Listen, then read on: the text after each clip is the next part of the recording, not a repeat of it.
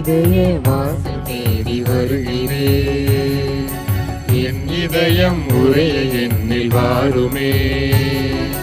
நீ வாசல் தேடி வருகிறேன். என் இதயம் உரைய என்னில் வாருமே. நீ இல்லையே நான் இல்லையே, நீ இல்லையே நான் இல்லையே, நான் வாழ என் உள்ளம் வா.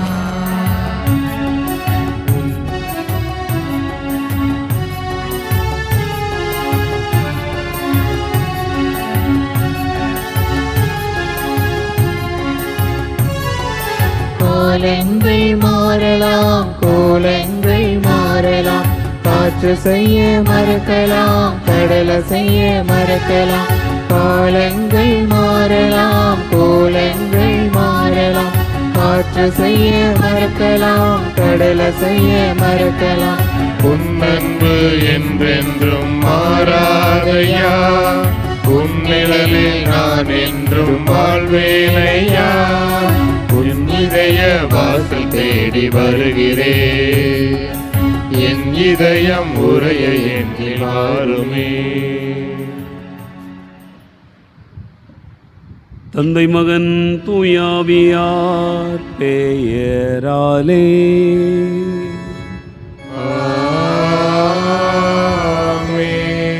நம் ஆண்டவராகிய இயேசு கிறிஸ்துவின் அருளும் கடவுளின் அன்பும் தூயாவியாரின் நட்புறவும் உங்கள் அனைவரோடும் இருப்பதாக.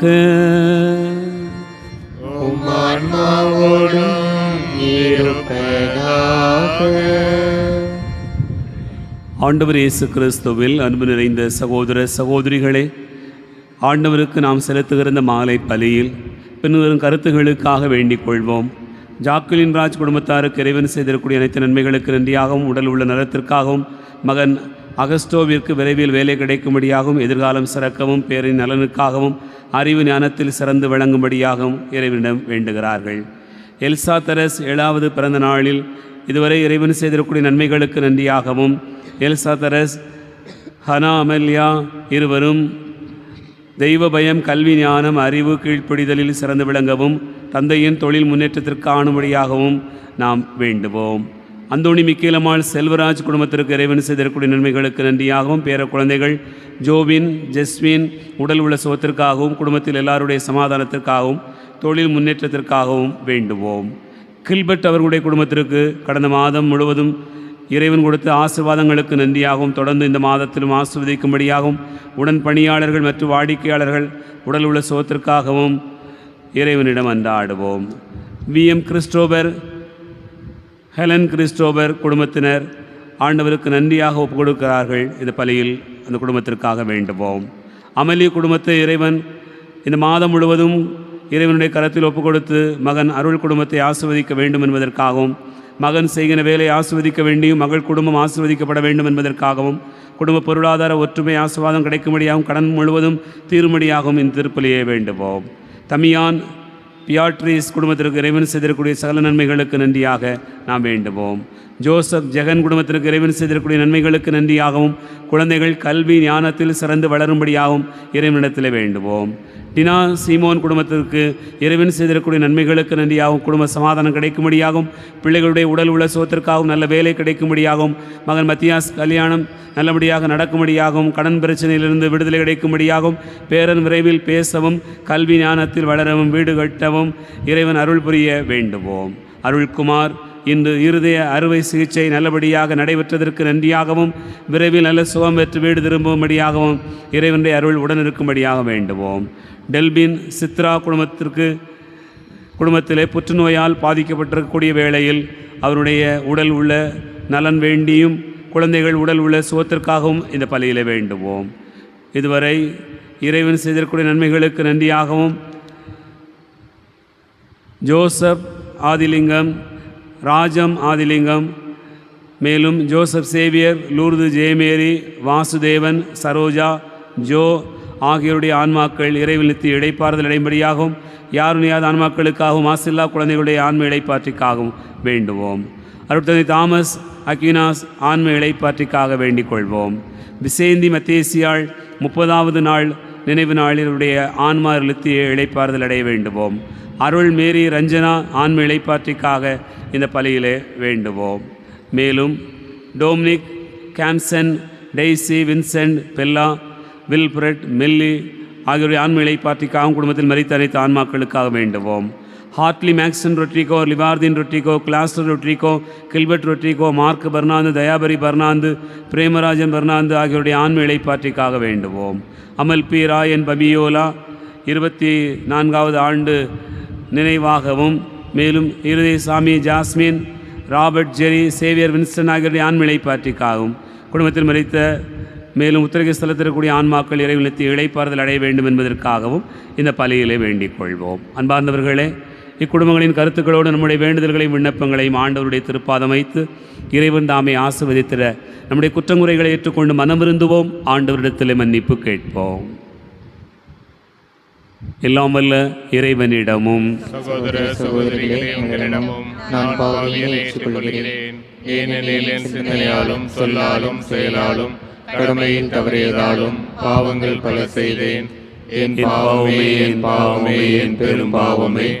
ஆகையால் எப்போதும் கன்னியான புனித மரியாதையும் வானதூதர்கள் அனைவரையும் சகோதர சகோதரிகளையும் நம் இறைவனாகிய ஆண்டவரிடம் எனக்காக வேண்டிக் கொள்ள மன்றாடுகின்றேன்.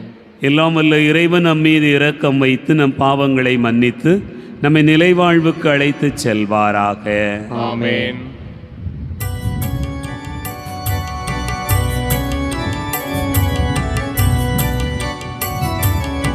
ஆண்டவரே இரக்கமாயிரும். ஆண்டவரே இரக்கமாயிரும். கிறிஸ்துவே இரக்கமாயிரும்.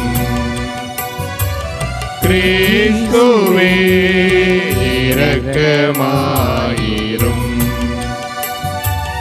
ஆண்டவரே இரக்கமாயிரும். ஆண்டவரே இரக்கமாயிரும். மன்றாடுவோமாக.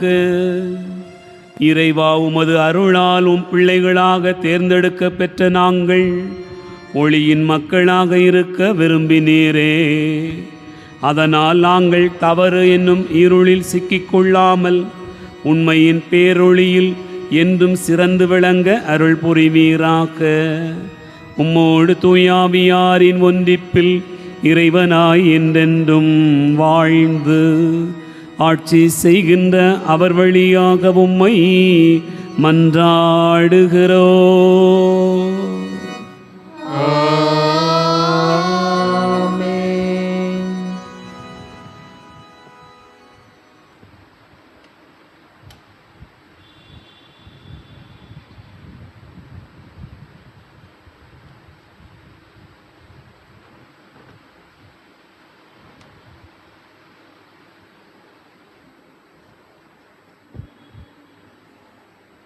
முதல் வாசகம். ஈசாக்கு ரெபேக்கா மீது அன்பு வைத்திருந்தார். தொடக்க நூலிலிருந்து வாசகம். அதிகாரம் 23, இறைத்திருவசனங்கள் 1 முதல் 4 மற்றும் 19.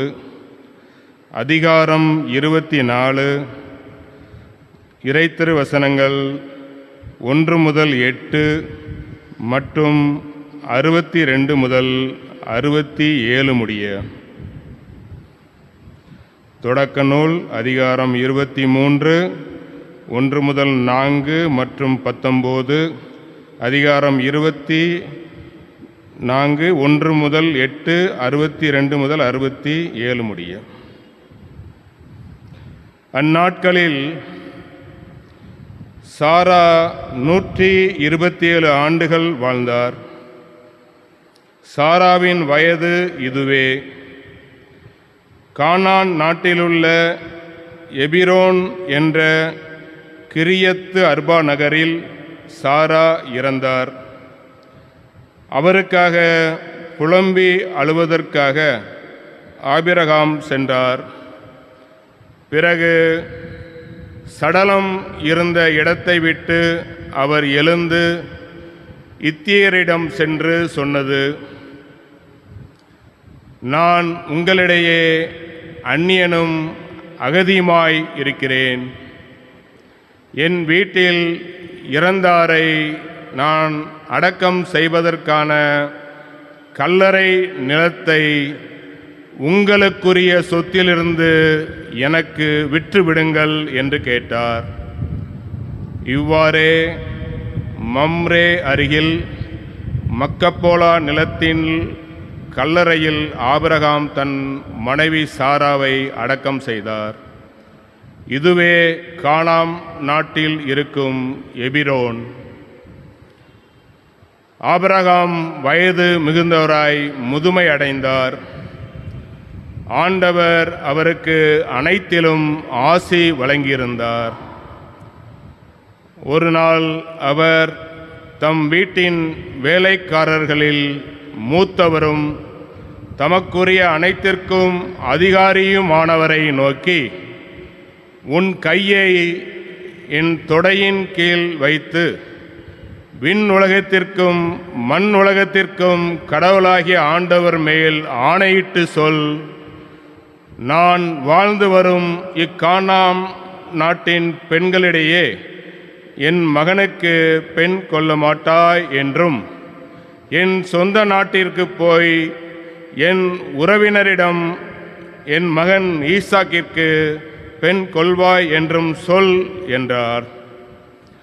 அதற்கு அவர், ஒருவேளை பெண் என்னோடு இந்த நாட்டிற்கு வர மறுத்துவிட்டால் தாங்கள் விட்டு வந்த அந்த நாட்டிற்கு தங்கள் மகனை கூட்டிக் கொண்டு போகலாமா என்று கேட்டார். அதற்கு ஆபிரகாம், அங்கே என் மகனை ஒரு காலும் கூட்டிக் கொண்டு போகாதே, கவனமாய் இரு. என் தந்தை வீட்டினின்றும் நான் பிறந்த நாட்டினின்றும் என்னை அழைத்து வந்து என்னோடு பேசி இந்த நாட்டை உன் வழிமரபினருக்கு தருவேன் என்று ஆணையிட்டு கூறிய அந்த விண்ணுலகின் கடவுளாகிய ஆண்டவரே உனக்கு முன் தம் தூதரை அனுப்பி வைப்பார். நீ போய் அங்கே என் மகனுக்கு பெண் கொள்.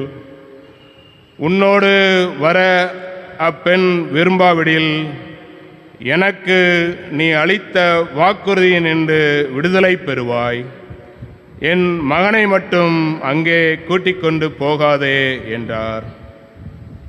இதற்கிடையில் பெயர் லாக்காய் ரேயு என்ற இடத்திலிருந்து ஈசாக்கு புறப்பட்டு நெகேபு பகுதியில் வாழ்ந்து வந்தார். மாலையில் வெளியே வயல்புறம் சென்றபொழுது அவர் கண்களை உயர்த்தி பார்த்தபொழுது ஒட்டகங்கள் வருவதை கண்டார். ரெபேக்காவும் கண்களை உயர்த்தி ஈசாக்கை பார்த்தார்.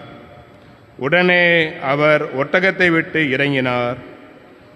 அவர் அந்த வேலைக்காரரிடம், வயலில் நம்மை சந்திக்க வந்து கொண்டிருக்கும் அவர் யார் என்று கேட்டார்.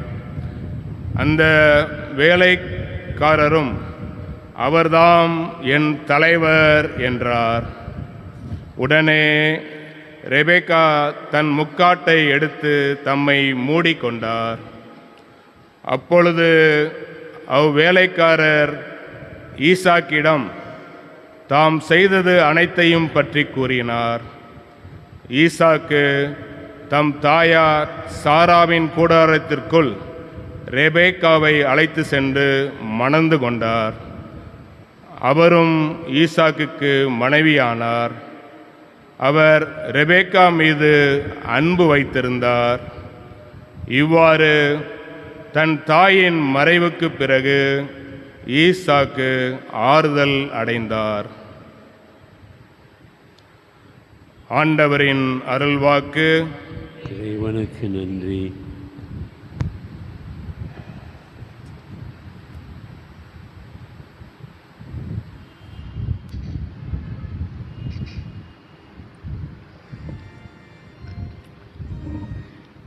திருப்பாடல் 106. நாம் அனைவரும் இணைந்து பாட வேண்டிய பதிலுரை. ஆண்டவருக்கு நன்றி செலுத்துங்கள், ஏனெனில் அவர் நல்லவர்.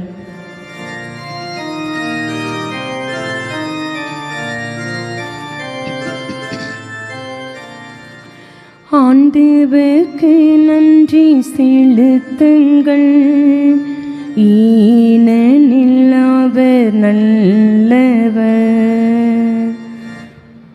ஆண்டவருக்கு நன்றி செலுத்துங்கள், ஏனெனில் அவர் நல்லவர்.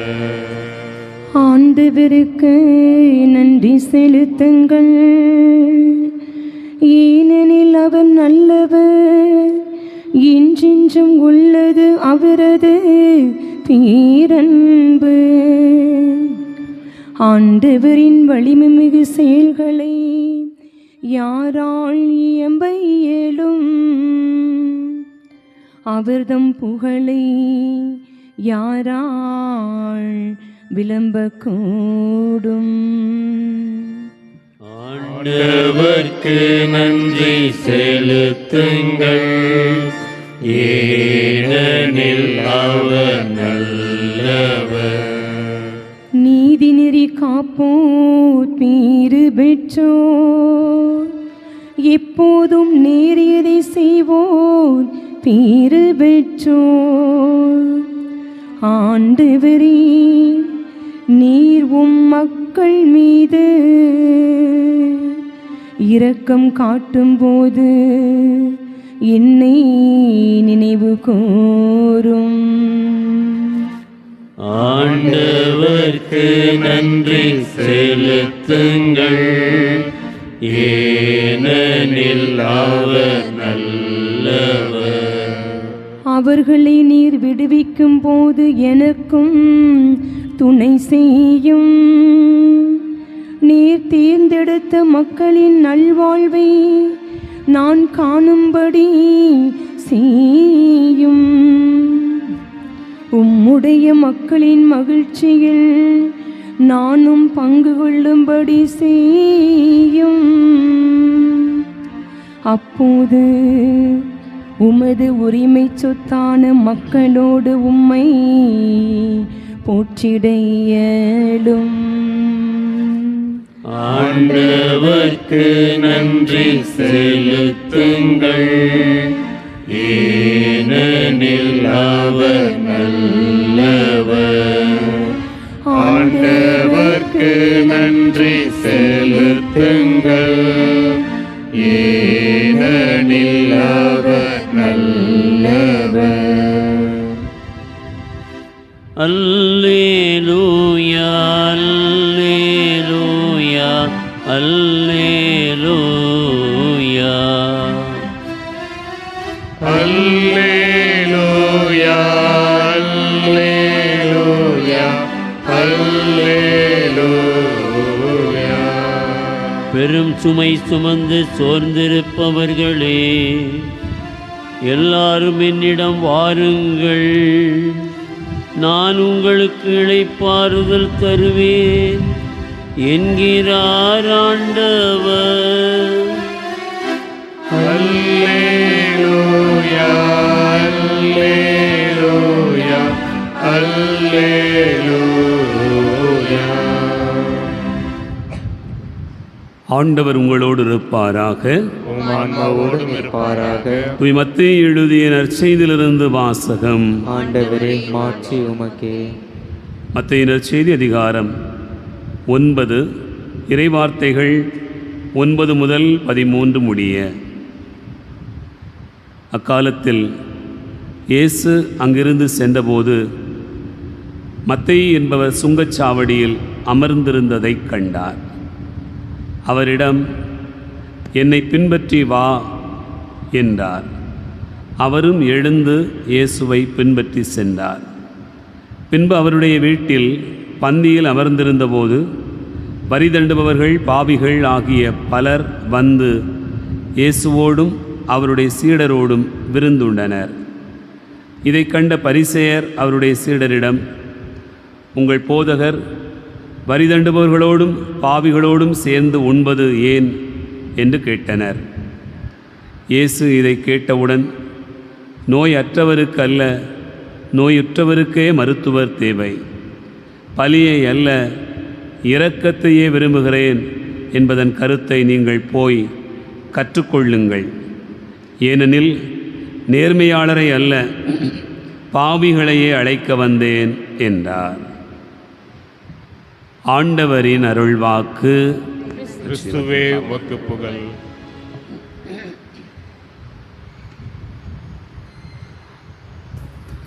ஆண்டவர் இயேசு கிறிஸ்துவில் அன்பு நிறைந்த சகோதரர்களே, சகோதரிகளே, இயேசுவின் இதய அன்பை நினைவுகூர்ந்து கொண்டாடுகிற இந்த மாதத்தினுடைய முதல் வெள்ளிக்கிழமையில் ஆண்டவருடைய பலிபீடம் முன்பாக அவருடைய பேரன்பை நினைவுகூர்ந்து நாம் அமர்ந்திருக்கிறோம். இந்த நாளில் வாசிக்க கேட்ட இறை வார்த்தைகள் நமக்கு வெளிப்படுத்துகிற செய்தி என்ன என்பதனை தியானிக்க உங்கள் அனைவரையும் அன்போடு அழைக்கிறேன். அன்பார்ந்தவர்களே, இந்த நாளில் நம் ஆண்டவர் இயேசு கிறிஸ்து மத்தேயுவை அழைக்கிற ஒரு பகுதியை வாசிக்க கேட்டோம். இயேசு மத்தேயுவை பார்த்து, என்னை பின்பற்றி வா என்று சொல்லுகிறார். மத்தேயு எப்படிப்பட்ட நிலையில் இருந்தார்? அவருடைய வாழ்க்கையை நாம் பார்த்தோம் என்று சொன்னால், அவர் சுங்கச்சாவடியில் அமர்ந்திருந்தார் என்று சொல்லப்பட்டிருக்கிறது. சுங்கச்சாவடி என்பது ஒரு நாட்டினுடைய நுழைவாயில் அருகே அமர்ந்து கொள்ளுகிற ஒரு உயர் பதவியாக இருக்கிறது. அந்த சுங்கச்சாவடியில் அமர்ந்து கொண்டு வரிகளை வசூல் செய்கிற மிக முக்கியமான பொறுப்பு. அது மட்டுமல்ல, உள்ளே வருவதும் போவதுமாக இருக்கக்கூடிய பலர் அவரிடத்தில் வேலை பார்த்து கொண்டிருக்கக்கூடிய ஒரு பொறுப்பில் அவர் இருந்தார். நாம் பார்க்கிறோம், இந்த சுங்கச்சாவடியில் அமர்ந்திருந்த மத்தேயுவுக்கு எந்த குறையும் இல்லை. வசதியில் குறைவில்லை, அதிகாரத்தில் குறைவில்லை, அவருடைய செல்வாக்கில் எந்த வகையிலும் குறைவில்லை. அப்படிப்பட்ட ஒரு உயர் இடத்தில் அவர் அமர்ந்திருக்கிறார். அங்கே சொல்லப்பட்டிருக்கக்கூடிய அந்த வசனமே நமக்கு சொல்வது என்ன? சுங்கச்சாவடியில் அமர்ந்திருந்தார். அமர்ந்திருந்தால் என்றால் அதனுடைய பொருள் என்ன? மற்றவர்களெல்லாம் வேலை செய்து கொண்டிருந்தார்கள், இவர் அதிகாரி, இவர் முதலாளி, பொறுப்பில் இருக்கக்கூடியவர், ஆகவே அவர் அமர்ந்திருந்தார் என்று நாம் புரிந்து கொள்ளுகிறோம். அப்படிப்பட்ட ஒரு மனிதரை பார்த்து இயேசு, என்னை பின்பற்றி வா என்று சொல்கிறார். கடவுளுக்கும் அவருக்கு எந்த சம்பந்தம் இருப்பதாக நமக்கு தெரியவில்லை. அவர் அப்படிப்பட்ட ஒரு உயர் இடத்தில் இருக்கக்கூடியவர், ஆண்டவரை தேடாதவராக இருந்திருக்கிறார். ஏனென்றால் உங்களுக்கு தெரியும், சக்கேயுவை ஆண்டவர் அழைக்கிற போது சக்கேயு மரத்தின் மீது ஏறி இருந்தார். எதற்காக என்று சொன்னால், மற்றவர்கள் அவரை கொல்வதற்காக வழி தேடி கொண்டிருந்தார்கள். கூட்டத்தில் இருந்தால் கொன்று விடுவார்கள், ஏதாவது காயப்பட்டு விடுவோம் என்பதற்காக அவர் மரத்தில் ஏறிக்கொண்டார் என்று நாம் விவிலியத்திலே பார்க்கிறோம். அப்படிப்பட்ட ஒரு பொறுப்பை தான் இங்கே சுங்கச்சாவடியில் அமர்ந்திருக்கக்கூடிய இந்த மத்தேயுவுமே இருந்திருக்கிறார். அவருக்கும் இறைவனுக்கு என்ன தொடர்பு? ஆனாலும் ஆண்டவர் அவரை பார்த்து, நீ என்னை பின்பற்றி வா என்று சொல்கிறார். அவரும் எல்லாவற்றையும் விட்டுவிட்டு பின்பற்றி போகிறார். அவருடைய வீட்டில் விருந்து நடக்கிறது. அந்த விருந்தின் போது இயேசுவும் கலந்து கொள்கிறார், சீடர்களும் கலந்து கொள்கிறார்கள். அங்கே யாரெல்லாம் கலந்து கொண்டார்கள் என்று சொன்னால், பாவிகள், வரி தண்டுபவர்கள் எல்லாரும் கலந்து கொண்டார்கள். இதை பார்க்கிற பரிசேயர்கள் என்ன கேட்கிறார்கள்? உம்முடைய தலைவர் ஏன் இப்படி நடந்து கொள்ளுகிறார் என்று கேட்கிற போது ஆண்டவர் இயேசு அவர்களுக்கு சொல்கிற ஒரே ஒரு வசனத்தை நம்முடைய சிந்தனைக்காக எடுத்துக்கொள்கிறோம். என்ன வசனம்? மருத்துவர் நோய் அற்றவருக்கல்ல, நோய் உற்றவருக்கு என்று சொல்கிறார். இது ஒரு வகையில் மத்தேயுவை குத்தி காட்டுவது போல ஒரு வசனமாக நாம் நினைத்து பார்க்கலாம். நீங்கள் யோசித்து பாருங்கள். மத்தேயுவை பார்த்து ஆண்டவர் சொல்கிறார், மருத்துவர் நோயற்றவருக்கல்ல, நோயுற்றவருக்கு. அப்படி என்று சொன்னால் மத்தேயு நோயுற்று இருந்தாரா? மத்தேயுவுக்கு என்ன பிரச்சனை? ஆண்டவர் ஏன் இப்படி சொல்ல வேண்டும்? பலி அல்ல இரக்கத்தை விரும்புகிறேன் என்பதை நாம் புரிந்து கொள்கிறோம். ஆனால் மருத்துவர் நோயற்றவருக்கல்ல, நோயுற்றவருக்கு என்று சொல்கிறார். அப்படி என்றால் மத்தேயுவை நான் அழைக்கிறேன் என்று சொன்னால் மத்தேயு நோயுற்றிருக்கிறார் என்று தான் பொருள்படுகிறது. என்ன மாதிரியான நோயுற்று இருந்தார்? என் அன்புக்குரிய சகோதர சகோதரிகளே, ஒரு மனிதன் என்பவன் யார்? அவனுக்குள்ளாக உடல், உள்ளம், ஆன்மா என்று மூன்றும் இருக்கிறது. இந்த மூன்றும் சேர்ந்த ஒரு கலவைதான் மனிதன் வாழ்க்கையாக பயணித்து கொண்டிருக்கிறார். மத்தேயுவுக்குள்ளும் உடல் இருக்கிறது, உள்ளம் இருக்கிறது, ஆன்மா இருக்கிறது.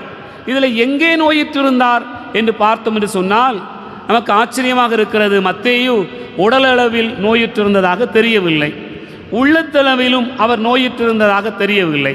உங்களுக்கு தெரியும், உடல் நோயுற்றிருந்தால் ஒருவரை மருத்துவமனைக்கு அழைத்து சென்று போய் பார்த்து விட முடியும். அதே போல் உள்ளத்தில் நோயுற்றிருந்தால் என்னன்னு தெரில, கொஞ்ச நாளாக பைத்தியம் பிடிச்சது மாதிரி இருக்கிறான், பேய் பிடிச்சது மாதிரி இருக்கிறான், புளியம்பட்டிக்கு ஒரு 10 நாளை கொண்டு போய் கட்டி போட்டிருந்தா சரியாயிரும், அல்லது ஏதாவது மனநல மருத்துவருக்கு கூட்டு போனால் சரியாயிரும் அப்படின்னு சொல்லி இன்றைக்கு குணப்படுத்துவதற்கான வாய்ப்புகள், சூழ்நிலைகள் ஏராளமாக இருக்கிறது. மத்தேயுவை பொறுத்தவரையில் உடலில் நோயிற்றிருந்ததாக தெரியவில்லை, உள்ளத்திலும் நோயிற்றிருந்ததாக தெரியவில்லை. ஆனால் அவர் எதில் நோயிற்றிருந்தார் என்று சொன்னால் அவருடைய ஆன்மாவில் நோயிற்றிருந்தார். அன்பார்ந்தவர்களே, உடல் நோயிலும் உள்ள நோயிலும் ஒருவர் இருப்பதை கண்டுபிடித்து விட முடியும். ஆன்மாவில் நோயிற்றிருக்கக்கூடிய ஒரு மனிதரை யாரால் பார்க்க முடியும்? அது இறைவனால் தான் பார்க்க முடியும். கடவுள்தான் அதற்கு மருந்து சொல்கிறார். இன்றைக்கு நற்செய்தி வாசகம் நமக்கு அதற்கு அருமையான ஒரு மருந்தை தருகிறது. உடலில் நோயுற்றாத மத்தேயு, உள்ளத்தில் நோயுற்றாத மத்தேயு, ஆன்மாவில் நோயுற்றிருந்ததை கண்டுபிடித்த ஆண்டவர் இயேசு கிறிஸ்து என்னை பின்பற்றி வா என்று சொல்கிறார். அவரும் எல்லாவற்றையும் விட்டுவிட்டு பின்பற்றி போகிறார். அதுதான் மருந்து. அன்பார்ந்தவர்களே, உடல் நோய்க்கு மருந்து இருக்கிறது, உள்ள நோய்க்கு மருந்து இருக்கிறது. ஆன்ம நோய்க்கு மருந்து என்னவென்று சொன்னால் ஆண்டவரை எல்லாவற்றையும் விட்டுவிட்டு போவது. எல்லாவற்றையும் விட்டுவிட்டு போவதென்றால் என்னுடைய குடும்பம், பிள்ளைகள், உறவுகள், சொந்த பந்தங்கள், நான் வைத்திருக்கக்கூடிய செல்வாக்கு, பணம், இவை எல்லாவற்றையும் விட்டுவிட்டு போவதா? எதை விட்டுவிட்டு போவது? இன்றைக்கு நாம் எப்படி புரிந்து கொள்வது? எனக்குள் இருக்கக்கூடிய பேராசை, கோபம், வெறுப்பு, பகை, இப்படிப்பட்ட பலவற்றை விட்டுவிட்டு என் ஆண்டவரே, என் தஞ்சமே என்று சொல்லிக்கொண்டு எப்படி புனித தோமா போனாரோ அதுபோல போவதுதான் ஆண்டவரை பின்பற்றி போவது. ஆன்மா குணமடைவதற்கான வழியே அதுதான். ஒரு மனிதனுடைய ஆன்மா குணமடைய வேண்டும் என்று சொன்னால் ஆண்டவர் கொடுக்கக்கூடிய அழைப்பை ஏற்றுக்கொண்டு பயணிப்பது. அதுதான் அவர் முழு நலம் பெறுகிறார். பாருங்கள், உடல் நலம் பெற்றிருக்கலாம், உள்ள நலம் பெற்றிருக்கலாம். உங்களுடைய ஆன்மா நலம் பெற்றிருந்தால் மட்டும்தான் நீங்கள் ஆண்டவருக்குள்ளாக பயணிக்க முடியும். யோசித்து பாருங்கள். மத்தேயு நற்செய்தி 19வது அதிகாரத்தில் நாம் ஒரு செய்தியை வாசிக்க கேட்கிறோம். ஒரு பெரிய செல்வந்தன், அவன் ஆண்டவர் இயேசுவை பின்பற்றி வருவதற்காக சொல்கிறான், எல்லா கட்டளைகளையும் கடைப்பிடிக்கிறேன் என்று சொல்கிறான். ஆண்டவர் இயேசு அவரை சொல்லுகிற ஒரு பதில் என்ன? உன்னிடத்தில் இன்னும் ஒன்று குறைபடுகிறது, உனக்குரியதெல்லாம் விற்று ஏழைகளுக்கு கொடுத்து விட்டு என்னை பின்பற்றி வா என்று சொல்கிறார். முழுமையாக பின்பற்றி வருவதற்கு உன்னிடத்தில் தடையாக ஒன்று இருக்கிறது, நீ நிறைவுள்ளவனாக மாறுவதற்கு உன்னிடத்தில் ஒன்று குறைவாக இருக்கிறது என்று ஆண்டவர் இயேசு கண்டுபிடித்து அவனை பார்த்து அப்படியாக சொல்வதை பார்க்கிறோம். இன்றைக்கு நாம் யோசித்து பார்ப்போம். மத்தேயு இருக்கிற இடத்தை போல நாமும் ஒரு சில நேரங்களில் சொகுசான இடங்களில் அமர்ந்திருக்கிறோம். என் உடல் நலமாக இருக்கிறது, என் உள்ளமும் நலமாக இருக்கிறது. ஆனால் நான் ஆண்டவரை தேடாதவனாக இருக்கிறேன். என் பிள்ளை ஆண்டவரை தேடாத பிள்ளையாக இருக்கிறது. என் கணவர் ஆண்டவரை தேடாதவராக இருக்கிறார். என் மனைவி ஆண்டவரை குறித்த கவலை இல்லாதவராக இருக்கிறார் அப்படின்னு நாம் நினச்சி பார்த்தோம்னு சொன்னால் ஆன்மாவில் ஒரு சின்ன பிரச்சனை இருக்கிறது, ஆன்மாவில் ஒரு சிறிய கோளாறு இருக்கிறது. அது சரி செய்யப்பட வேண்டும். அது சரி செய்யப்பட வேண்டும் என்று சொன்னால் நான் ஏன் கோவப்படுறேன், நான் ஏன் எரிச்சல் அடைகிறேன், நான் ஏன் கெட்ட வார்த்தை பேசுகிறேன், நான் ஏன் கீழ்ப்படிதல் இல்லாமல் இருக்கிறேன், நான் ஏன் வேலைக்கு போக முடியலை, எனக்குள்ளே ஏன் சோம்பேறித்தனம் இருக்கிறது? இதெல்லாம் ஆன்மாவில் ஏற்பட்டிருக்கக்கூடிய கோளாறு, ஆன்மாவில் ஏற்பட்டிருக்கக்கூடிய பிரச்சனை. அது ஆண்டவரிடத்தில் வந்துதான் சரியாக வேண்டியிருக்கிறது என்பதை இந்த நாள் நமக்கு நினைவூட்டுகிறது. தூய மத்தேயுனுடைய வாழ்வு அப்படிப்பட்ட ஒரு பெரிய மாற்றத்தை பெறுகிறது. யோசித்து பாருங்கள், சுங்கச்சாவடியில் அமர்ந்திருந்து அவர் என்ன கணக்கு எழுதி கொண்டிருந்தார்? அப்படிப்பட்ட ஒரு மனிதர் ஆண்டவரை பற்றிய நற்செய்தி எழுத தொடங்கினார் என்று சொன்னால் எந்த அளவுக்கு அவருடைய ஆன்மா நலம் பெற்றிருக்க வேண்டும்? நம்முடைய வாழ்க்கையை யோசித்து பார்ப்போம்.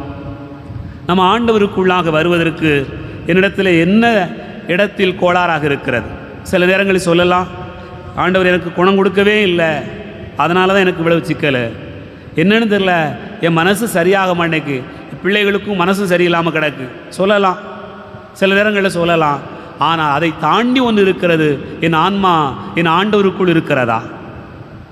சிந்தித்து பார்ப்போம். ஆமென்.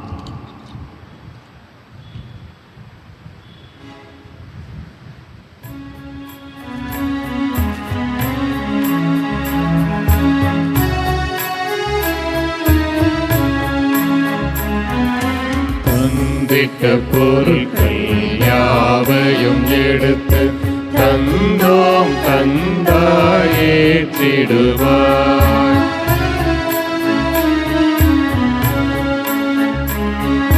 வழங்கிட கனியோ உணவோ இன்றி பாடிடும் வரியோர் பலரிறைவா.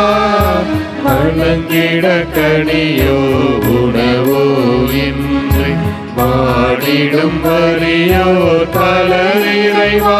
பெரும் விழி நீவியர்வை வேதனை அன்றி வேறெதும் இல்லா நிலை இறைவா. தந்திட்ட பொருட்கள் யாவையும் எடுத்து தந்தோம் தந்தாயேற்றிடுவார்.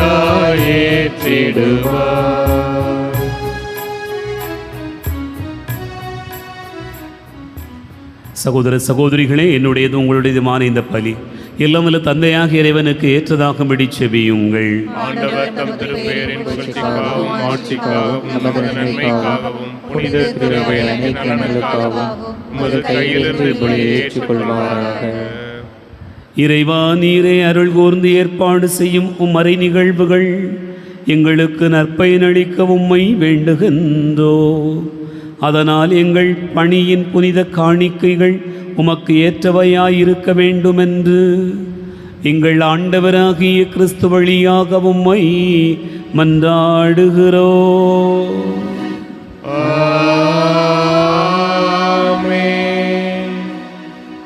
ஆண்டவர் உங்களோடு இருப்பாராக. இதை எங்களை மேலே எழுப்புங்கள்.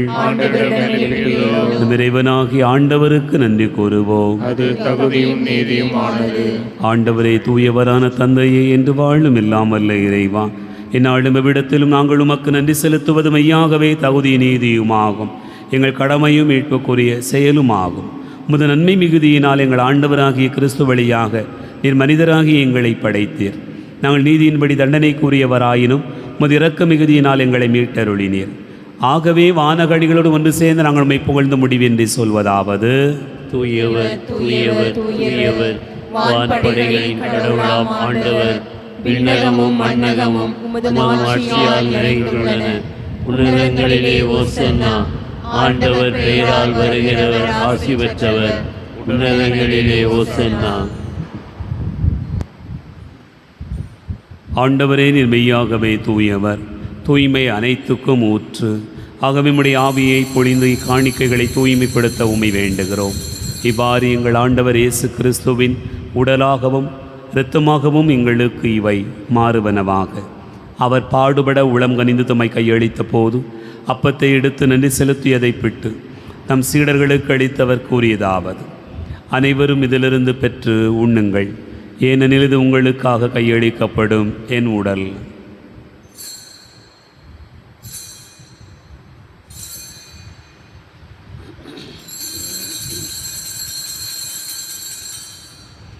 அவனுமே இரவு விருந்து அருந்திய பின் கிண்ணத்தை எடுத்து மீண்டும் மக்கள் நன்றி கூறி தம் சீடர்களுக்கு அளித்தவர் கூறியதாவது: அனைவரும் இதிலிருந்து பெற்று பருகுங்கள், ஏனெனில் இது புதிய நிலையான உடன்படிக்கைக்குரிய என் இரத்தத்தின் கிண்ணம். இது பாவ மன்னிப்புக்கென்று உங்களுக்காகவும் பலருக்காகவும் சிந்தப்படும். இதை நினைவாகச் செய்யுங்கள்.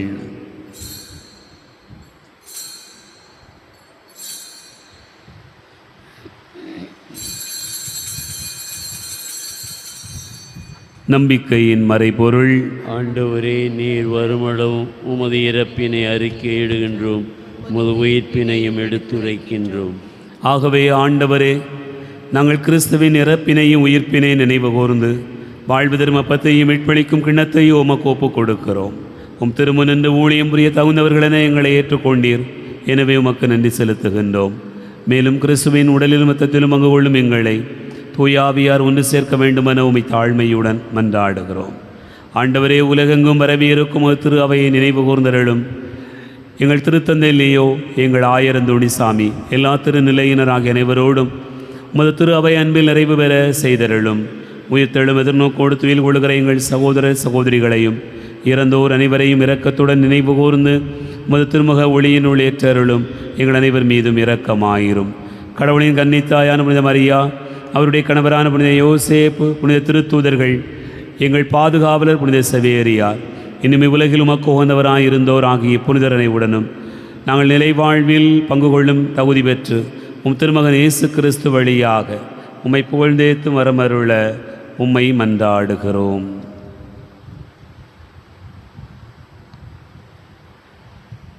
இவர் வழியாக இவரோடு இவரில் எல்லாம் அல்ல இறைவனாகிய தந்தையே, துயாவியாரின் ஒன்றிப்பில் எல்லா புகழும் ஆட்சியும் என்றென்றும் உமக்கு உரியதே.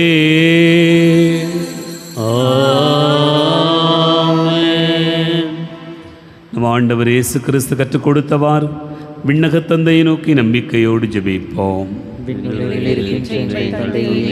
உமது பெயர் தூயதென போற்றப் பெறுக. உமது ஆட்சி வருக. உமது திருவுளம் விண்ணுலகில் நிறைவேறுவது போல மண்ணுலகிலும் நிறைவேறுக. எங்கள் அன்றாட உணவை இன்று எங்களுக்கு தாரும். எங்களுக்கு எதிராக குற்றம் செய்வோரை நாங்கள் மன்னிப்பது போல எங்கள் குற்றங்களை மன்னியும். எங்களை சோதனைக்கு உட்படுத்தாதேயும், தீமையிலிருந்து எங்களை விடுவித்தருளும். ஆண்டவரே, தீமை அனைத்திலிருந்தும் எங்களை விடுவித்து எங்கள் வாழ்நாளில் அமைதியை கனிவுடன் அருள உம்மை மன்றாடுகிறோம். உமது இரக்கத்தின் உதவியால் நாங்கள் பாவத்திலிருந்து எப்போதும் விடுதலை பெற்று யாதொரு கலக்கமும் இன்றி நலமாயிருப்போமாக. நாங்கள் எதிர்நோக்கி இருக்கும் பேரின்பத்துக்காகவும் மீட்பராகிய இயேசு கிறிஸ்துவின் வருகைக்காகவும் காத்திருக்கின்றோம். ஆண்டவரே இயேசு கிறிஸ்துவே, அமைதியை உங்களுக்கு விட்டுச் செல்கிறேன், என் அமைதியை உங்களுக்கு தருகிறேன் என்றும் திருத்தூதர்களுக்கு மொழிந்தீரே. எங்கள் பாவங்களை பாராமல் முது திரு அவையின் நம்பிக்கையை கண்ணோக்கி முது திருவுளத்திற்கு ஏற்பதற்கு அமைதியும் ஒற்றுமையும் அளித்தருள்வீராக. என்றென்று வாழ்ந்து ஆட்சி செய்கின்றவர் நீரே. ஆண்டவருடைய அமைதி உங்களோடு இருப்பதாக. ஒருவருக்கொருவர் அமைதியை பகிர்ந்து மகிழ்வோம். உலகின் பாவங்களை போக்கும் இறைவனின் செம்மறியே, எங்கள் மேல் இரக்கமாயிரும். உலகின் பாவங்களை போக்கும் இறைவனின் செம்மறியே, எங்கள் மேல் இரக்கமாயிரும். உலகின் பாவங்களை போக்கும் இறைவனின் செம்மறியே, எங்களுக்கு அமைதியை அளித்தருளும்.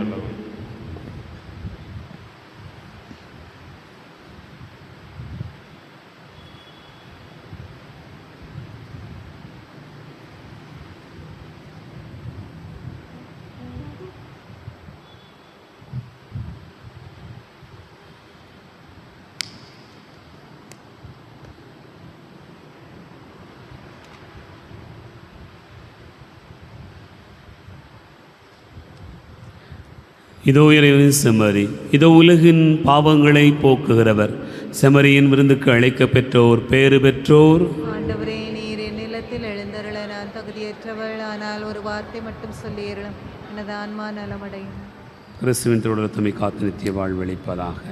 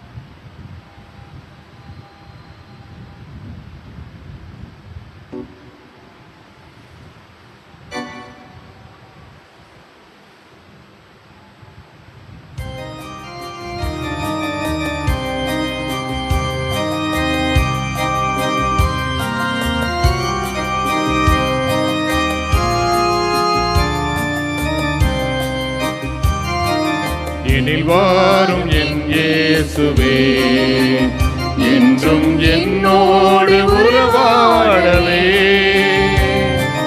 நீ இன்றி ஒன்றில்லையே, இங்கு நீர்தானே என் எல்லையே. எனில் வாரும் என் இயேசுவே.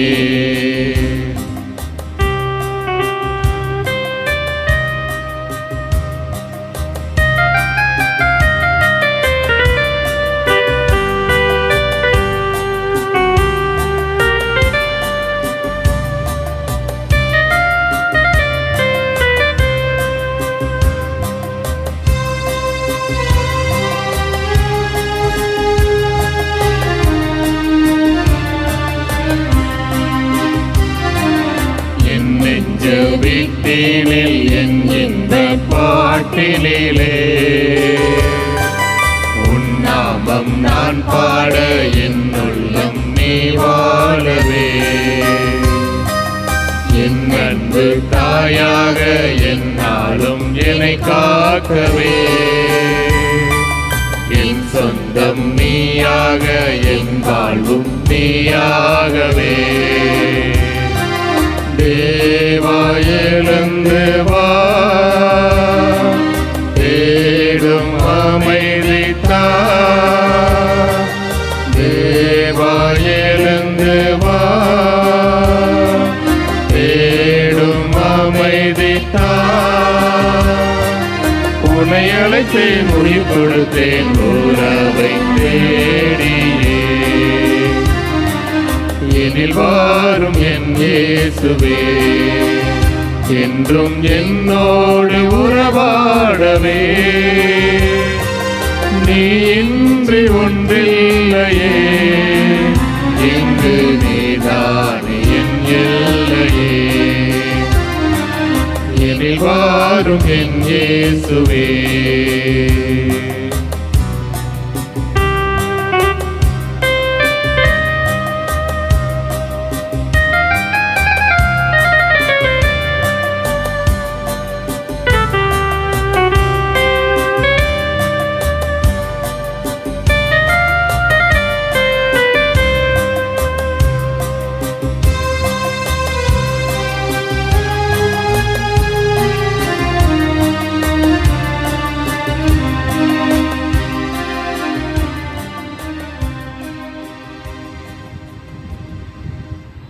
கிறிஸ்துவின் ஆன்மாவே என்னை புனிதப்படுத்தியருளும். கிறிஸ்துவின் திருவுடலே என்னை மீட்டருளும். கிறிஸ்துவின் திரு ரத்தமே எனக்கு எழுச்சியூட்டியருளும். கிறிஸ்துவின் விழாவிலிருந்து வெளிந்தோடிய தண்ணீரே என்னை கழுவியருளும். கிறிஸ்துவின் பாடுகளே என்னை தேற்றியருளும். ஓ நல்ல இயேசுவே, எனக்கு செவிசாய்த்தருளும். உம் திரு காயங்களுள் என்னை மறைத்தருளும். உம்மிடமிருந்து என்னை பிரிய விடாதேயும். தீய பகைவரிடமிருந்து என்னை காத்தருளும். எனது இறப்பின் வேளையில் என்னை அழைத்தருளும். உம்மிடம் வர எனக்கு கட்டளையிட்டருளும். உம் புனிதர்களோடு எக்காலமும் உம்மை புகழச் செய்தருளும். ஆமென்.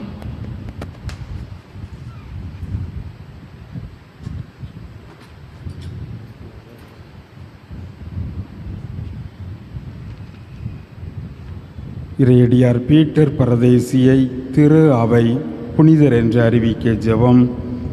எல்லாமல்ல இறைவா, மனிதரை புனிதராக்க உம் திருமகன் வழியாக இவ்வுலகில் உமது திரு அவையை நிறுவினீர். திரு அவையின் சிறப்புமிக்க உறுப்பினர்களாக காலந்தோறும் நாடுகள் தோறும் புனிதர்களை தோன்றச் செய்தீர். கிறிஸ்துவை பின்பற்றி ஏழ்மையை கடைப்பிடித்த புனித பிரான்சிஸ் அசிசியாரின் வழித்தோன்றலாக பீட்டர் பரதேசி எங்கள் நாட்டில் தன் உடைமைகளையெல்லாம் ஏழைகளுக்கு ஈந்து உலக ஆடம்பரங்களையும் பதவிகளையும் உதறி தள்ளிவிட்டு ஊர் ஊராய் அலைந்து திரிந்து நற்செய்தியை அறிவித்தார். பீட்டர் பரதேசியார் மூலம் பல நன்மைகளை பெற்றமைக்காக நன்றி கூறுகிறோம். பொருளாசைக்கு அடிமையாகாமல் அவரை போன்று நற்செய்தி விழுமியங்களை பின்பற்ற அருள் தாரும்.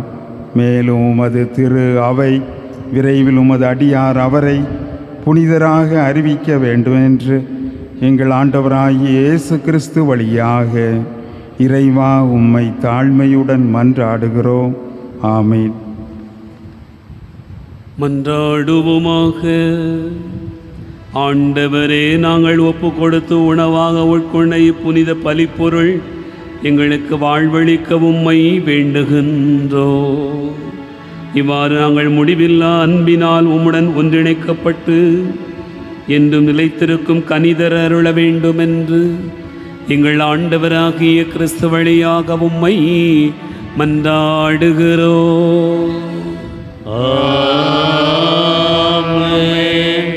ஆண்டவர் உங்களோடு இருப்பாராக. உம் ஆன்மாவோடும் இருப்பாராக. எல்லாம் வல்ல இறைவன் தந்தை, மகன், தூயாவியா உங்களை ஆசீர்வதிப்பாராக.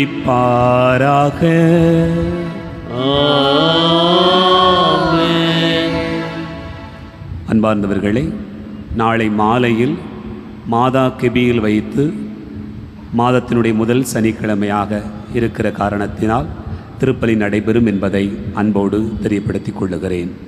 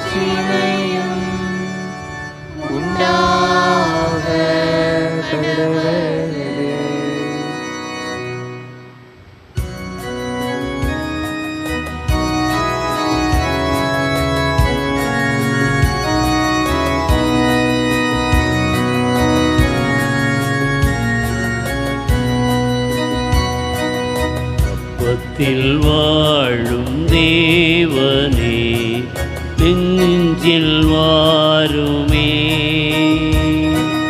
அப்பத்தில் வாழும் தேவனே நெஞ்சில் வாருமே. அப்பத்தில் வாழும் தேவனே நெஞ்சில் வாருமே. அப்பத்தில் வாழும் தேவனே நெஞ்சில் வாருமே.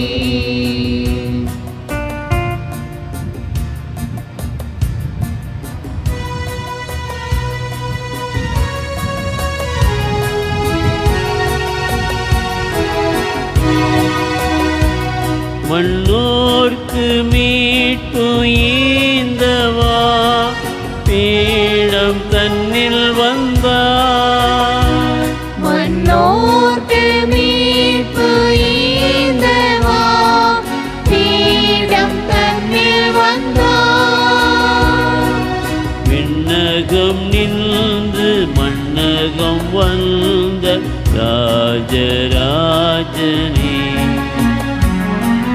விண்ணகம் நின்று மண்ணகம் வந்த ராஜராஜனே. அப்பத்தில் வாழும் தேவனே நெஞ்சில் வாருமே. அப்பத்தில் வாழும் தேவனே நெஞ்சில் வாருமே.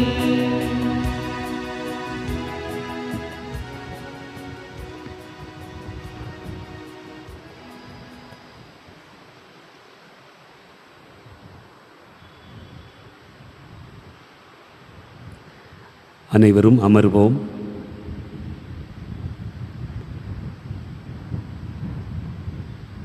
ஆண்டவர் இயேசு கிறிஸ்துவில் அன்பு நிறைந்தவர்களே, ஏற்கனவே திருப்பதியில் மறையுரை வச்சாச்சு. இந்த திருமணி ஆராதனையின் போது தான் மறையுரை வைக்க வேண்டும் என்பது மறந்து போனது. ஆனாலும் மீண்டும் ஒரு முறை இந்த இடத்திலே ஆண்டவருடைய பிரசன்னத்தில், நற்கருணை ஆண்டவருடைய பிரசன்னத்தில் அவருடைய இதய அன்பை நினைவு கூர்ந்து உங்களோடு கூட ஆண்டவருடைய பிரசன்னத்தில் இருப்பதில் உண்மையிலேயே மகிழ்ச்சி கொள்கிறேன். இயேசுனுடைய இதயம் போல நம்முடைய இதயங்கள் மாற வேண்டும். அதற்காகத்தான் வெள்ளிக்கிழமைகள் தோறும் நாம் இயேசுனுடைய இதய அன்பை நினைவு கூறுகிறோம். அதிலும் குறிப்பாக மாதத்தினுடைய முதல் வெள்ளிக்கிழமை என்று சொல்லுகிற போது இயேசுவினுடைய இதய அன்பினுடைய ஒரு உச்சத்தை நாம் கொண்டாடுவதற்காக அழைக்கப்படுகிறோம்.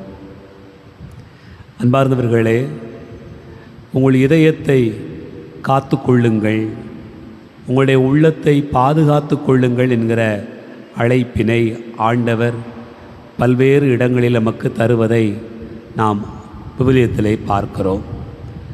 ஏனென்றால் உள்ளம்தான் ஒரு மனிதனுடைய வெளிப்பாடு. அகத்தின் அழகு முகத்தில் தெரியும் என்று சொல்லுவார்கள்.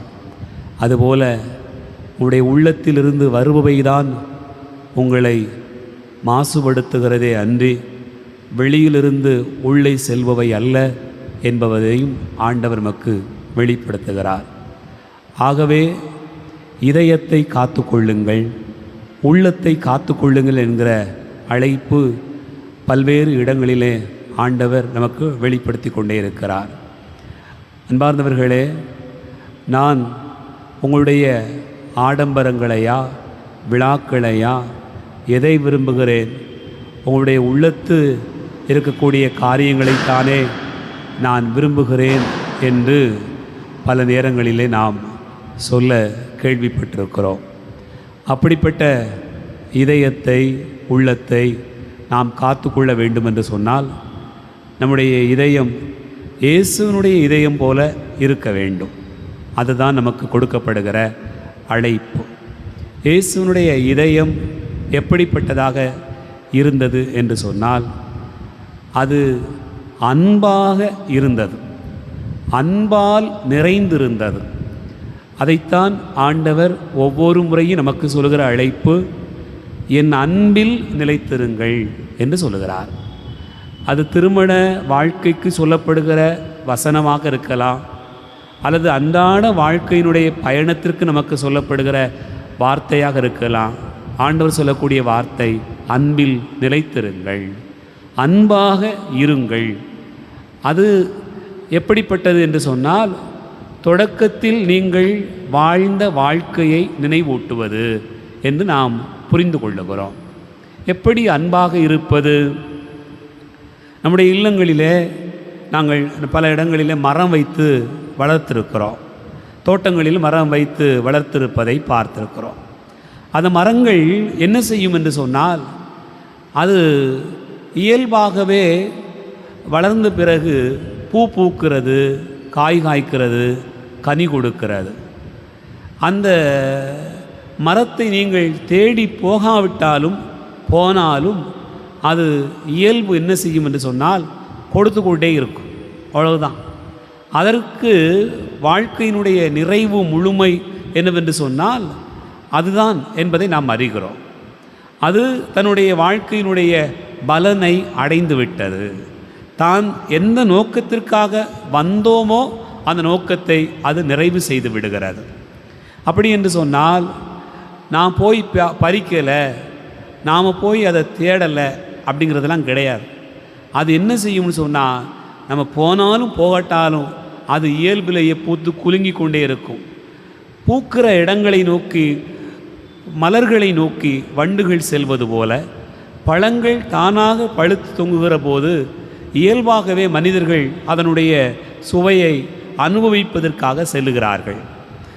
அவர்கள் தன்னை காயப்படுத்தி விட்டார்கள், தன்னிடத்திலிருந்து பறித்து கொண்டு விட்டார்கள், தன்னிடத்திலிருந்து எடுத்துக்கொண்டார்கள் என்பதற்காக மரங்கள் பூப்பதையோ காய்ப்பதையோ கனி கொடுப்பதையோ நிறுத்துவதே இல்லை. அவை இயல்பாகவே அப்படி செயல்பட்டு கொண்டே இருக்கிறார். நாம் நம்முடைய வாழ்க்கையினுடைய அன்பும் அப்படிப்பட்டதாகத்தான் இருக்கணும். யாராவது அன்பு செய்யணுமே, நீ ஏன் கவலைப்படுறீங்க? யாராவது நம்மளை நேசிக்கணுமே, கவலைப்படாதீங்க. யாராவது நம்ம தேடி வரணுமே, ஏன் தேடி வரணும்? யாராவது நம்ம புரிஞ்சுக்கிடணுமே, ஏன் புரியணும்? யாராவது நம்ம ஏற்றுக்கொள்ளணும், ஏன் ஏற்றுக்கொள்ளணும்? நாம் எப்படி இருக்கணும்னு சொன்னால், மரம் போல இருக்கணும். மனிதர்களை பார்க்கிறேன், மரங்களைப் போல் இருக்கிறார்கள் என்று ஒரு மனிதன் பார்வை பெற்றவுடனே இயேசுவிடத்தில் சொல்லுகிறார்.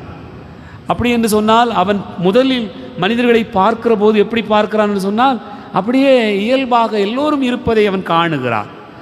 முதலில் ஒரு குழந்தை வளர்கிற போது தன்னுடைய தாயையும் தந்தையும் பார்க்கிற போது அவர்களுடைய கண்களுக்கு தெய்வமாக தெரிகிறார்கள், தெய்வமாக தெரிகிறார்கள். என் அப்பாவைப் போல இல்லை, என் அம்மாவைப் போல எல்லா விவரம் தெரிந்த யாரும் கிடையாது என்றுதான் பிள்ளைகள் சொல்லுகிறார்.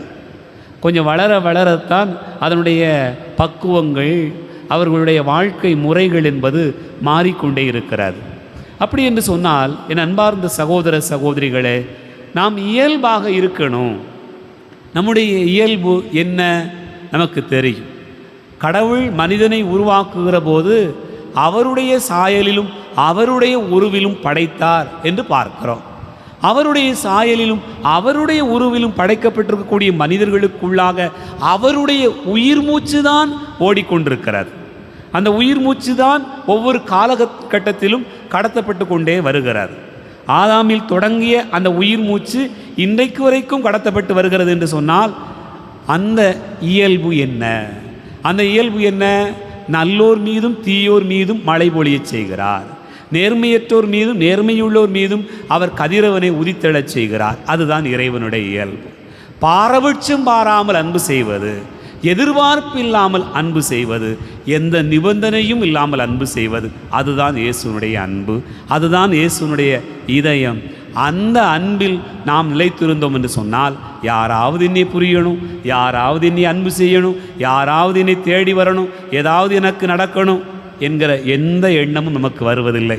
ஏனென்றால் நாமே அன்பாக இருப்போம், எல்லோரும் வருவார்கள். நாமே அன்பாக இருப்போம், எல்லோரும் நம்மை புரிவார்கள். நாமே இயல்பாக கனி கொடுக்கக்கூடியவர்களாக இருப்போம், எல்லா பறவைகளும் வரும், எல்லா மனிதர்களும் வந்து நம்முடைய நிழலில் தங்குவார்கள். அதுதான் இயேசுனுடைய இதய அன்பு என்பதை நாம் நினைத்து பார்க்க வேண்டியிருக்கிறது.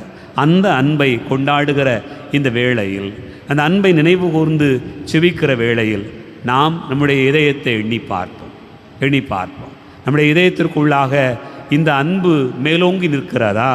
புனித அசிசியார் பிறர் என்னை புரிந்து கொள்வதை விடவும் நான் பிறரை புரிந்து கொள்ள வேண்டும் என்று விரும்புகிறேன். பிறர் என்னை அன்பு செய்வதை விடவும் நான் அவர்களை அன்பு செய்ய விரும்புகிறேன். இதுதான் அன்பின் தன்மை, மரங்களினுடைய இயல்பு, படைப்பினுடைய இயல்பு. அப்படி நாம் படைக்கப்பட்டவர்கள் போல இருந்துவிட்டோம் என்று சொன்னால் எப்படி இருக்கும்? தந்தைக்கும் மகனுக்கும் தூயாவியாருக்கும் ஆட்சி உண்டாக அப்படி சொன்ன உடனே நம்ம வசனம் என்ன சொல்லுவோம்? தொடக்கத்தில் இருந்தது போல, ஆதியில் இருந்தது போல, இப்பொழுதும் எப்பொழுதும் என்னென்னு இருப்பதாக என்று சொல்லுவோம். ஆதியில் இருந்தது போல என்ன? ஆதியில் இருந்தது போல என்ன? மனிதன் கடவுளுடைய உருவிலும் சாயலிலும் படைக்கப்பட்டிருந்தான். அந்த இயல்பு அதுதான் பலன் கொடுக்கக்கூடிய இயல்பு, அதுதான் கனிதருகிற ஒரு இயல்பு, அதுதான் இயேசுனுடைய இயல்பு, அதுதான் இயேசுனுடைய அன்பு. அந்த அன்பு சிலுவையில் தொங்கினாலும் சாதாரணமாக நடந்து கொண்டிருந்தாலும் ஒன்றுதான். சிலுவையில் தொங்குகிற போது மன்னித்தார், சாதாரணமாகவும் மன்னித்தார். அதுதான் இயேசுனுடைய இதய அன்பு. அந்த அன்பைத்தான் இந்த நாளில் நினைத்து பார்க்கிறோம். அதனால் ஒரு நிமிடம் கண்களை மூடுவோம், கரங்களை குவைப்போம். ஆண்டவருடைய பிரசன்னத்தில் இருக்கிறோம். நாம் நினச்சி பார்ப்போம். ஆண்டவரே, எங்கள் அன்பான தந்தையே, எங்கள் உள்ளமெல்லாம் நீர் நிறைந்து இருக்கிறேன். ஆண்டவரே, நீர் எங்களை எவ்வளவு அன்பு செய்கிறீர், எவ்வளவு எங்களை மன்னிக்கிறீர், எவ்வளவு எங்களை நீர் ஏற்றுக்கொள்கிறீர். வாழ்க்கையில் யாரும் எங்களை மன்னிக்காத போதும் கூட, யாரும் எங்களை ஏற்றுக்கொள்ளாத போதும் கூட, ஆண்டவரே, உமது பேரன்பு எங்களை அரவணைத்து கொண்டது. உமது அன்பால் எங்களை காத்து கொண்டீர். என் மகனே, என் மகளே என்று சொல்லி நீர் எங்களை அரவணைத்துக் கொள்ளுகிறீர். காணாமல் போயிருந்தோம், உம்மை விட்டு விலகி இருந்தோம். 99 பேரையும் விட்டுவிட்டு, அங்கே நீர் இருப்பதையும் விட்டுவிட்டு நாங்கள் எங்களுடைய வழிகளை தேடி அலைந்தோம். ஆனால் ஆண்டவரே, ஒற்றை நபருக்காக, உம்மை விட்டு பிரிந்து போன எனக்காக நீர் தேடி வந்தீர், எங்களை அன்பு செய்தீர். இதோ எங்களை அவ்வளவாய் நேசித்து கொண்டீர். மகனே, என் மகளே என்று சொல்லி உமது தோள் மேல் போட்டு கொண்டீரே அப்பா. இயேசுவே, எங்கள் அன்பான தகப்பனே, உமது அன்பை நினைக்கிற போது என் நெஞ்சமெல்லாம் விம்மி தவிக்கிறது. கண்ணீரோடு கூட நான் அழுகிறேன். என் அப்பா, என் இயேசுவே, எனக்காய் மரித்தீரே, எனக்காய் கண்ணீர் விட்டீரே, எனக்காய் எல்லாவற்றையும் தாங்கிக் கொண்டீரே. உமது அன்பு எவ்வளவு உயர்ந்தது, உமது அன்பு எவ்வளவு வியப்புக்குரியது. பல நேரங்களிலே மறந்துவிட்டு வாழ்ந்தோமே. உதாரி மகன் போல அலைந்து திரிந்து, இதோ என் தந்தையிடத்திலே நான் திரும்பி போவேன், போன இடத்திலே என் தந்தையை நோக்கி சொல்லுவேன், அப்பா, நான் உமக்கு முன்பாகவும் தந்தைக்கு முன்பாகவும் விண்ணக தந்தைக்கு முன்பாகவும் பெரும் பாவம் செய்தேன். இனி உம்முடைய மகன் என்று அழைப்பதற்கு கூட நான் தகுதியற்றவன். உம்முடைய வேலைக்காரர்களில் ஒருவனாக நீர் என்னை ஏற்றுக்கொள்ளும் என்று அவன் கண்ணீரோடு அழுதான், புலம்பினான். அப்பா ஒரு வார்த்தை சொல்லுவாரா என்று காத்திருந்தான். தந்தையினுடைய அன்பு எப்படிப்பட்டது? ஒரு வார்த்தை கூட சொல்லவில்லை. என் மகன் இவன் காணாமல் போயிருந்தான், கண்டுபிடிக்கப்பட்டிருக்கிறான். என் மகன் இவன் இறந்து போயிருந்தான், உயிர் பெற்று வந்துள்ளான் என்று அவர் சொன்னார். அவன் இறக்கவில்லை, ஆனாலும் இறந்து போயிருந்தான் என்று சொன்னார். உறவை விட்டு, ஆண்டவரை விட்டு விலகி போகிற வாழ்க்கை தான் இறப்பு, மரணம். அப்படி என்று சொன்னால், நம் ஆண்டவரை விட்டு விலகி போனோம் என்று சொன்னால் இறந்து போயிருக்கிறோம் என்று பொருள்படுகிறது. இந்த நாளிலே ஆண்டவரை நினைத்து பார்க்கிறோம், உமது அன்பை நினைத்து பார்க்கிறோம். மரங்கள் இயல்பாய் கனி கொடுத்து கொண்டே இருக்கிறார். நாங்கள் வளர்க்கிற விலங்குகள், நாய், பூனை உட்பட சின்ன சின்ன விலங்குகள் கூட தங்கள் இயல்பிலிருந்து மாறாது இருக்கிறார். அன்று எப்படி அன்பு செய்ததோ அதுபோல அன்பு செய்கிறது. நாங்களோ தொடக்கத்தில் இருந்தது போல இப்பொழுதும் எப்பொழுதும் என்று சொல்லுகிறோம். ஆனால் தொடக்கத்தில் நாங்கள் இருந்தது போல இருப்பதில்லை. குழந்தைகளாக நாங்கள் இருக்கிற போது எந்த பகை தெரியாது, எந்த வெறுப்பும் தெரியாது. ஆனால் இப்போதோ ஆண்டவரை எல்லாம் தெரிகிறது, எல்லாவற்றையும் அறிந்திருக்கிறோம்.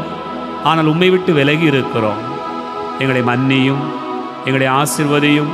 உம்முடைய இதய அன்புக்காக நாங்கள் ஏங்கி தவிக்கிறோம். ஆண்டவரே எங்களை காத்துக்கொள்ளும்.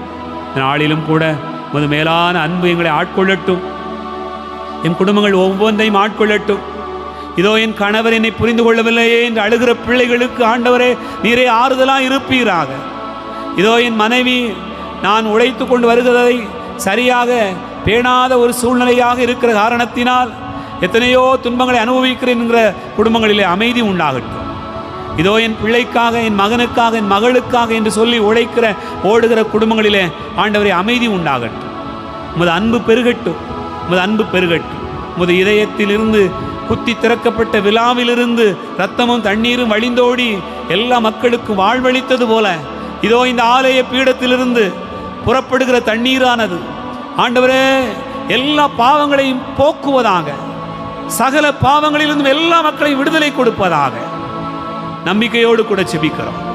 ஆண்டவரே என் குடும்பங்களை ஆசுவதி, குடும்பத்தில் இருக்கக்கூடிய தேவைகளை சந்தை, நோய் நொடிகளை நீக்கும், வருமானத்தை பெருகச் செய்யும், உழைக்கிற உழைப்பை பெருகச் செய்யும், நல்ல வேலை வாய்ப்பினை பிள்ளைகளுக்கு கொடும், திருமண காரியங்கள் கைகூடி வருவதாக, குடும்பத்தில் இருக்கக்கூடிய சிக்கல்கள் மாறிப்போவதாக, எல்லா மக்களும் உம்மை தேடுவார்களாக, உம்மிலே நிறைவு காண்பார்களாக. என் ஆண்டவர் என்னோடு கூட இருக்கிறார், நான் எதற்கும் அஞ்சேன் என்று சொல்லுவார்களாக. என் தகப்பன் என்னோடு கூட இருக்கிற போது நான் ஏன் பயப்பட வேண்டும் என்று சொல்வார்களாக. இதோ மனிதர்கள் எனக்கு எதிராக என்ன செய்துவிட முடியும், ஆண்டவர் என் பக்கமாக நிற்கிற போது நான் எதற்கும் அஞ்ச வேண்டியதில்லை என்று நாங்கள் உம்மை பார்த்து உம்மிலே நிறைவு காண அருள் தருவீராக. ஆண்டவரே கண்ணீரோடு கூட செபிக்கிறோம்.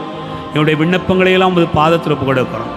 படிக்கிற பிள்ளைகளை ஆசிர்வதியும், இளையோரை ஆசிர்வதியும், எதிர்காலத்தை ஆசிர்வதியும், வெளிநாடுகளிலே பயணப்படுகிற பிள்ளைகளை ஆசிர்வதியும், உழைக்கிற பிள்ளைகளை ஆசிர்வதியும், நல்ல உடல் உள்ள சுகத்தை தருவீராக. உம்மை எல்லோரும் தேடுவார்களாக. இதோ கண்ணீரோடு செபிக்கிறோம். எங்களுடைய விண்ணப்பத்தை உமது பாதத்தில் ஒப்புக் கொடுக்கிறோம், உமது பாதத்தில் ஒப்புக் கொடுக்கிறோம். விண்ணப்பத்தை கேட்பவரே, என் கண்ணீரை காண்பவரே என்று சொல்லி மன்றாடிய பிள்ளைகளை ஆசீர்வதித்திருக்கிறேன். சிதேக்கியா என்கிற அரசன் பழைய ஏற்பாட்டிலே ஆண்டவரே உம்மை பார்த்து ஜெபித்தான்.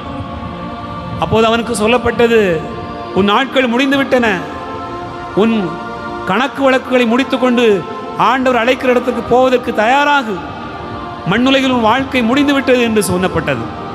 அவன் ஜெபித்தான், கண்ணீரோடு ஜெபித்தான். என் ஆண்டவரே, நான் செய்த காரியங்கள் உமக்கு நினைவில்லையா? ஆண்டவரே, நான் உமக்காக வாழ்ந்தது உமக்கு நினைவில்லையா? எனக்கு வாழ்நாளை கூட்டிக் கொடும் என்று கேட்டான். 15 ஆண்டுகளை ஆண்டவர் அவனுக்கு தந்தார். செபிக்கிற பிள்ளைகளுக்கு ஆண்டவர் தருகிற ஆசீர்வாதம் அதுதான். ஆண்டவருக்காய் வாழுகிற பிள்ளைகளுக்கு ஆண்டவர் தருகிற ஆசீர்வாதம் அதுதான். இந்த நாளிலும் கூட நாம் செபிப்போம். ஆசீர்வதியும் ஆண்டவரே, இயேசுவே ஆசீர்வதியும் சொல்லுங்க, வாய் திறந்து சொல்லுங்க. இயேசுவே என்னை ஆசீர்வதியும், இயேசுவே என்னை ஆசீர்வதியும், என்னோடு கூட வாரும், என்னை ஆசீர்வதியும், என் குடும்பத்தை ஆசீர்வதியும், என் பிள்ளைகளை ஆசீர்வதியும், என்னுடைய வாழ்க்கையை ஆசீர்வதியும், எல்லாவற்றையும் ஆசீர்வதியும், எல்லாவற்றையும் வந்து பார்த்து ஒப்பு கொடுக்கிறேன். ஆசீர்வதியும் ஆண்டவரே, ஆசீர்வதியும் அப்பா, ஆசீர்வதியும் அப்பா, ஆசீர்வதியும் அப்பா. ஆண்டவர் ஆசீர்வதிக்கிறார். நன்றியோடு சொல்லுவோம், இயேசுவே உமக்கு நன்றி, இயேசுவே உமக்கு நன்றி, என் தகப்பனே உமக்கு நன்றி, என்னோடு கூட வருகிறவரே உமக்கு நன்றி. நன்றி இயேசுவே. என் ஜெபம் கேளும் எங்கள் அன்பின் தந்தையே, ஆமென்.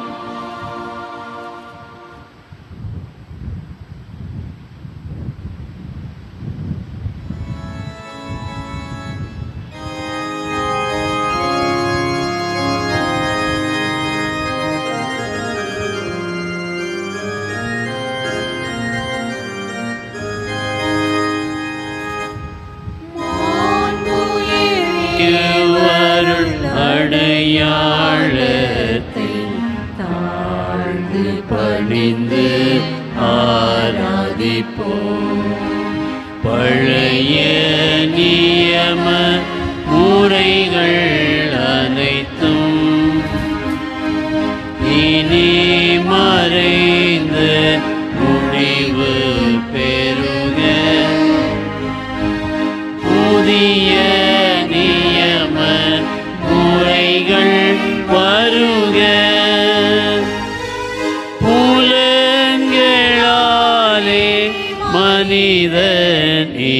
இதனை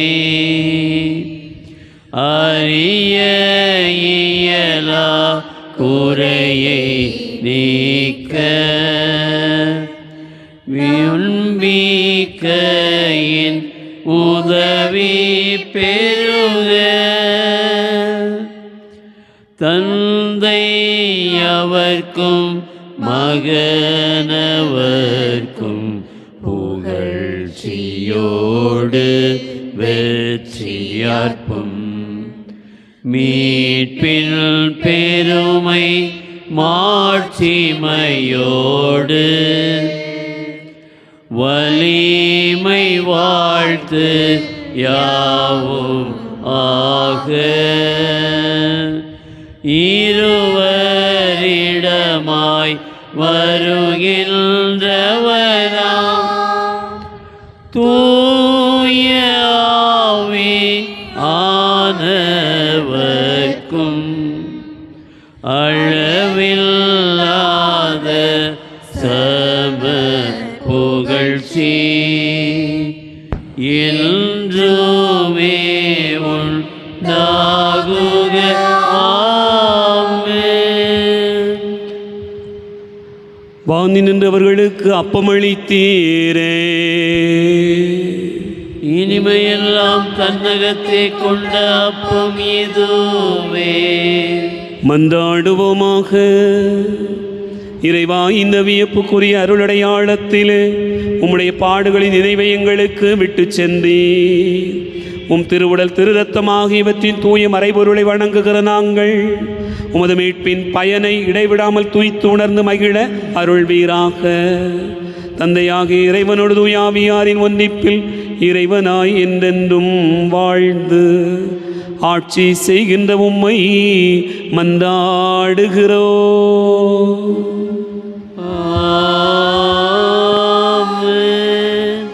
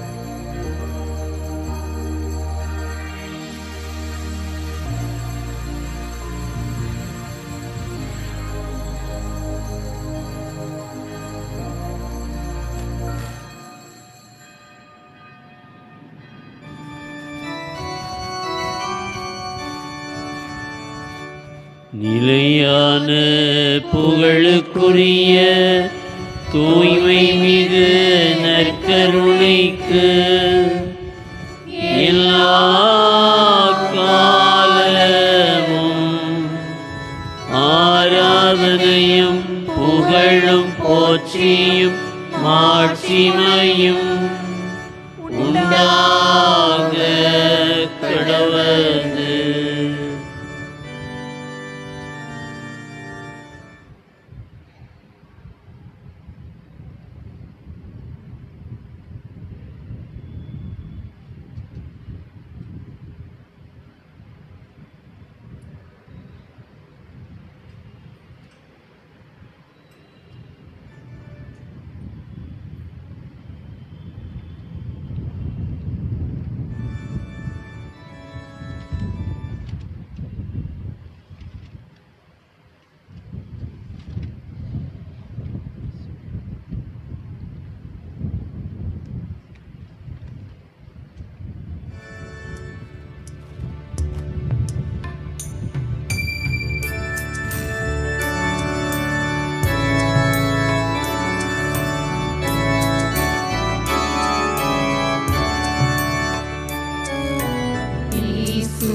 மதுர திரு இருதயமே சேவ கிளிமயமே ஈசுவின் நின் மதுர திரு இருதயமே ஸ்நேகத்தினை